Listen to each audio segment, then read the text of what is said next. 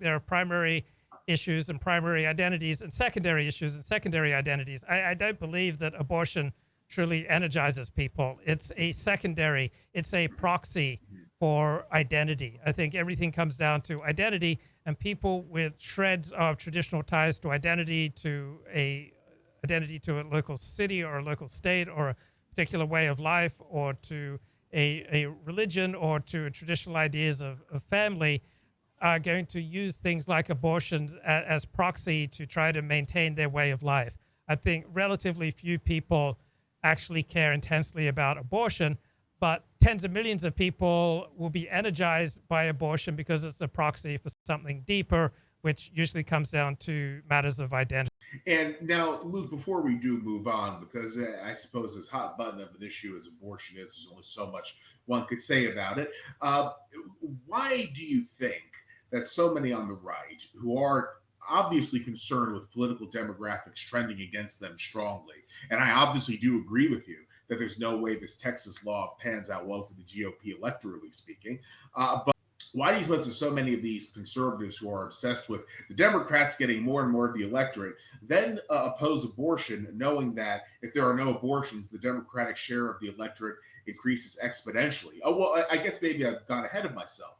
Do you think it's that they don't know this, or do you think they do know it and they don't care? Do you think it's some sort of, something else? What's your take on the matter? Well, I think when you can't say things out loud, people become more reluctant to even think things. So obviously, different peoples have different gifts, but you can't say this out loud with any specificity, or you are removed from polite society. So therefore, because you can't say such an obvious thing, that the average gifts of Ashkenazi Jews are different from the average gifts of Japanese, which are different from the average gifts of sub-Saharan Africans, and different from the average gifts of Eskimos. All right. So because you can't say such a basic thing out loud, people in positions of importance, positions of fame, positions of influence are reluctant not just to say these things out loud, but even to think them. So because you can't talk about the demographic repercussions of abortion out loud, what you just said, that this would be frowned upon, therefore I think many people refuse even to think about these things, because they know that if they think about, say, group differences or demographics, that they will be that much closer to saying something out loud. Like a lot of people think, oh, I'll just say it to my friends, but then somehow it spills out. So I think people are afraid to even think the truth, to even deal with the profound consequences of the demographic repercussions of abortion, as you just mentioned. People are so afraid of being associated with the word eugenic that they won't even think in ways that are eugenic or dysgenic. And so then they end up in some kind of bizarro land that is quite disconnected from reality. Indeed. And that's where a lot of conservatives are. I mean, they'd have to know deep down that anti abortion is not good for them, or they might have some inkling of it, but they just shoo it away and they instead focus on the moral side of this, or perhaps a short term political pragmatism. They think we'll be able to get more voters by pandering to them on this issue. But it's really a sad situation on the whole, because the left is not focused on its long term benefit, which would be anti abortion. It would be shoring up its own demographic power, I had no question. And then the right is not focused on its own long term benefit either. It's focused on, I think ridiculous things instead. Both sides here, there's a lot of blame to go around, and neither one is acting in its best interests. I think identity is, like everything else, is contingent and contextual and takes place within a wider culture. So you had Roe v. Wade. You had this from everything that I've read by legal experts. This was just a horrific ruling on a legal basis. There was no basis in law for Roe v. Wade. That has then repercussions. And so suddenly people who'd never cared or thought about abortion, they were triggered by Roe v. Wade and the horribleness of this ruling to suddenly take abortion seriously and to push back against Roe v. Wade. So all sorts of people, for example, who never thought strongly about Christianity are now suddenly coming around to embracing a muscular version of Christianity that they would never have done so if not for the overreach of the secular left.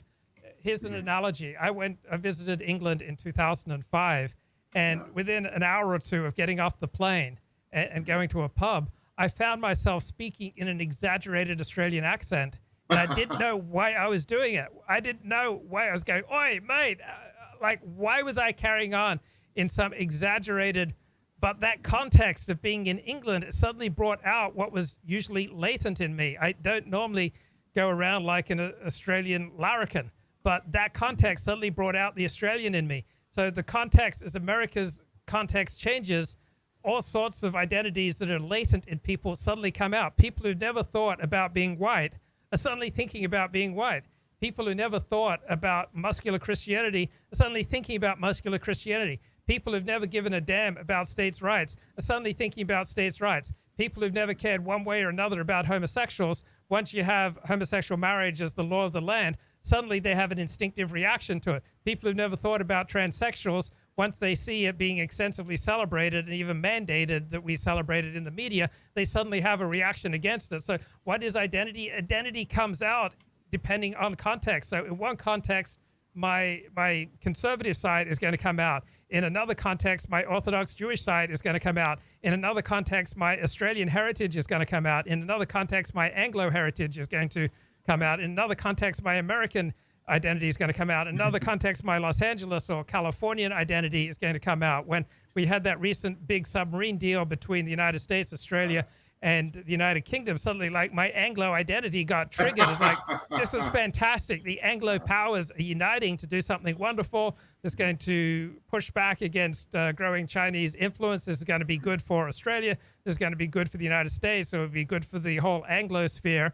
And so an identity that was reasonably latent in me suddenly became primary in reaction to events. So when Harold Macmillan, I think, was asked in the 1950s what would determine the success of his government, I believe he answered events, my dear boy, events. Yes. And events also have a profound effect on our identity. In one context, our primary identity may well be Christian or Jewish. And in a different context, it may be Texan or conservative or Southern or Anglo. So as events change and contexts change, our identities, what was latent or buried in us, will come to the fore. So when Israel won the 1967 war on a massive basis, millions of Jews who had very little Jewish identity suddenly became hyper-chauvinist Jews.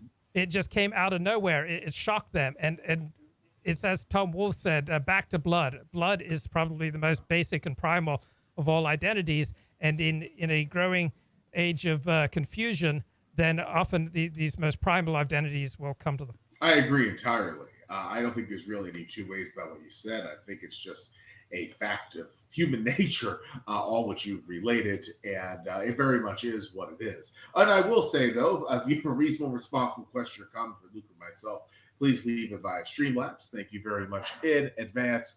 And now talking about our last, at least the last issue that I have marked down here for tonight. It is the matter of Afghanistan, how what happened there happened.